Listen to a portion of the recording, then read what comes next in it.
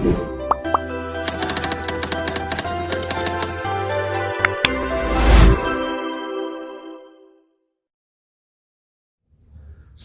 Back बच्चों।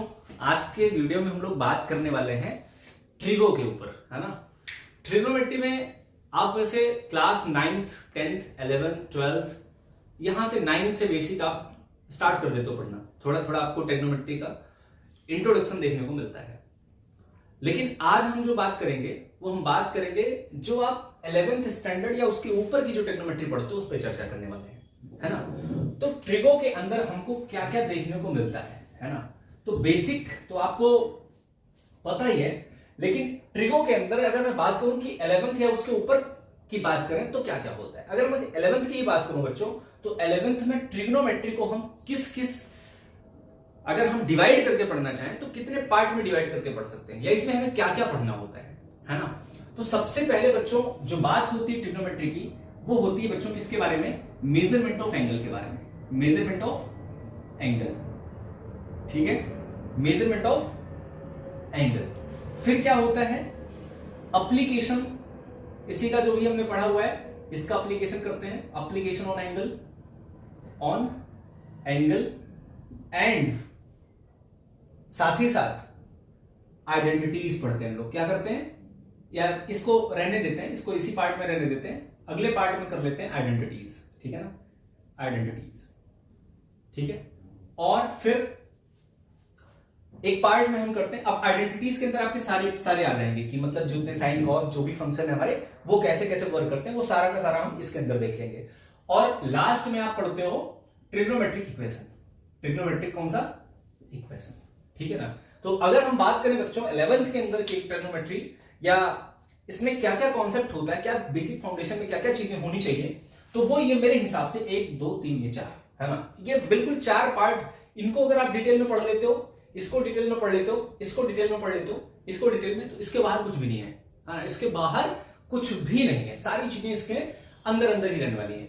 तो सबसे पहले आज हम जो स्टार्ट करेंगे वो हम बात करेंगे मेजरमेंट ऑफ एंगल के बारे में चर्चा करेंगे। किसके बारे में बच्चों चर्चा करने वाले, मेजरमेंट ऑफ एंगल। तो है क्या, आपने तो मेजरमेंट बहुत सारी चीजों का किया होगा। आपने मेजरमेंट किया होगा किसका, वेट का। आप कैसे वेट मेजर करते हो, किलोग्राम, ग्राम, है ना, इस तरीके से। आपने डिस्टेंसेस को मेजर किया होगा, किलोमीटर, मीटर, सेंटीमीटर, इस तरीके से। तो यार ये एंगल क्या है, एंगल को कैसे, तो अब आपके दिमाग में आ रहा होगा कि एंगल की कुछ यूनिट्स आ रही होंगी, डिग्री वगैरह, ऐसा कुछ सोचने में दिमाग में आ रहा होगा। तो ये है क्या actual, what is the meaning of angle. अगर कोई मुझसे पूछे कि भैया एंगल है क्या, मुझे डिफाइन करके कोई बताए, तो क्या आप बता पाओगे, क्या एंगल की डेफिनेशन आपको पता है। तो आपके जवाब तो शायद, अगर आपको पहले पढ़ रखा तो ठीक है, आपको पता होगा। और अगर आप पहली बार अगर आप डेफिनेशन खोज रहे हो तो आपको दिक्कत हो रही होगी कि यार ये कैसे हो सकता है ना, क्योंकि दिखता नहीं हमको सही तरीके से कि एंगल है क्या।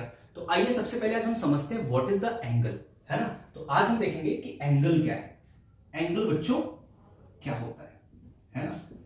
तो एंगल क्या होता है, अब एंगल बताने से पहले आपको एक बात समझाते हैं, ठीक है। एंगल बताने से पहले एक बात देखो, जैसे आपने रे के बारे में तो सुना होगा। रे क्या होता है, रे का मतलब किसी एक पॉइंट से स्टार्ट होता है और एक यूनिट डायरेक्शन में आगे की तरफ बढ़ता जाता है, ऐसे। इसको अपन क्या बोलते हैं, रे। ये सबने देखा होगा, बचपन में आपने देखा होगा इसको, है ना। तो ये होता है रे। तो हम बात कर रहे हैं कि what is the angle, what is the definition of angle. उस पर अगर हम बात करना चाह रहे हैं तो क्या होगा, एंगल कैसे हम डिफाइन कर सकते हैं, उसको अगर हम देखें तो क्या हो सकता है ना, क्या हो सकता है। तो क्या हो सकता है, अगर ये रे जहां से स्टार्ट होती है अपन उसको बोलते हैं इनिशियल पॉइंट। ये मान लो अगर ओ पॉइंट से स्टार्ट हुआ है, इसको बोलते हैं इनिशियल पॉइंट। अब ये अगर मान लेते कोई रे है, ओ ए कोई रे है, अगर ये इनिशियल पॉइंट के अबाउट बच्चों रोटेट करना स्टार्ट कर दे, जैसे ये मान लो इनिशियल पॉइंट के अबाउट, अब इसका रोटेशन कैसे हो सकता है, या तो ऐसे ऊपर की तरफ हो सकता है, या फिर इसका रोटेशन कैसे हो सकता है बच्चों, ऐसे नीचे की तरफ हो सकता है। अब अगर यार ये रोटेट करेगा तो या तो ऐसे करेगा या तो ऐसे करेगा, मतलब या तो ये एंटी क्लॉकवाइज करेगा या तो ये क्लॉकवाइज करेगा, है ना। तो व्हेन अ रे, अगर इसको रोटेट करके, मान लो ये ओ, इस ओ के अबाउट रोटेट करके ऐसे गिर जाए, मान लो ऐसे पहुंच गया, मान लो ये रोटेट किया ऐसे यहां पे, और रोटेट करने के बाद मान लो ये बी पोजीशन पे, ओ ए कहां पहुंच गया, ओ बी पे पहुंच गया। इसका मतलब क्या हुआ, ये अपने इनिशियल पॉइंट के अबाउट रोटेट किया। तो जब कोई रे अपने इनिशियल पॉइंट के अबाउट बच्चों रोटेट करे, चाहे वो क्लॉकवाइज चाहे वो एंटी क्लॉकवाइज, तो जो शिफ्टिंग होती है रे की, उसमें हमको एंगल देखने को मिलता है। क्या देखने को मिलता है? एंगल। तो डेफिनेशन ऑफ एंगल क्या बनेगी? When a ray rotates about its initial point then angle is formed। और इस बात को आप ये मान लो अगर थीटा है तो थीटा AOB हमारा एंगल होगा थीटा, ठीक है, ये हमारा एंगल होगा। तो ये डेफिनेशन रही और ये एंगल कैसे आया वो आपको दिख गया, है ना। अब रोटेशन के अकॉर्डिंग, अब जैसे मैं कहूं कि कितने टाइप का एंगल हो सकता है, तो बच्चों यहां से होता है types of angle according to the rotation. क्या होता है? Types of angle according to the rotation, ठीक है ना। आइए देखते हैं जरा क्या होता है, ठीक है। तो अब आज हम बात करेंगे types of angle according to the rotation,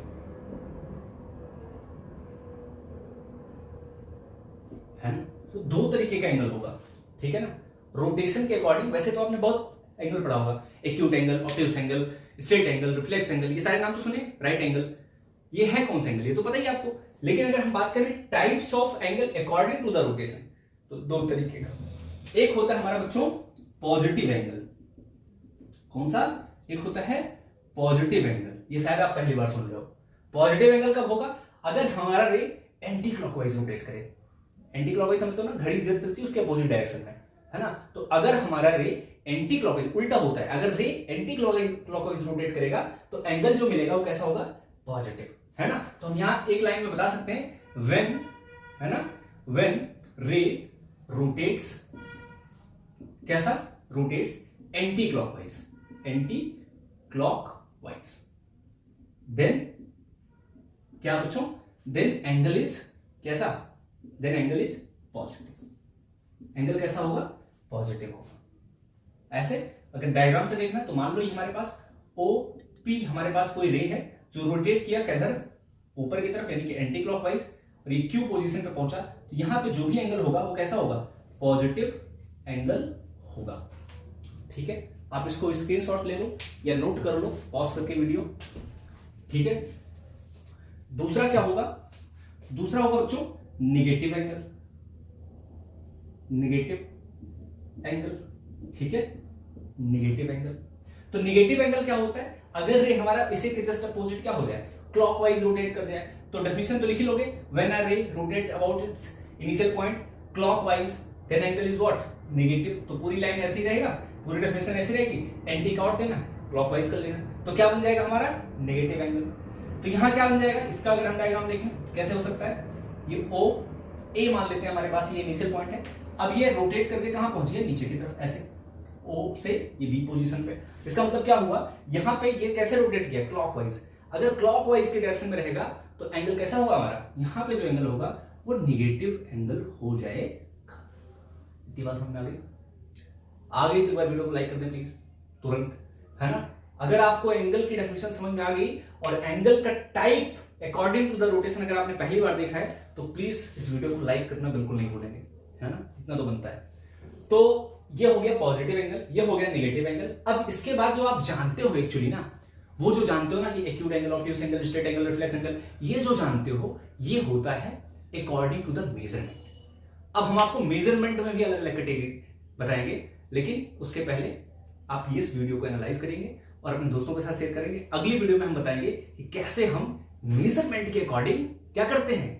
angle को देखते हैं। क्या क्या मेजरमेंट यूनिट्स हो सकती हैं, है ना। तो मिलते हैं अगली वीडियो में, तब तक के लिए bye bye, take care, please do not forget to subscribe our channel. Thank you so much.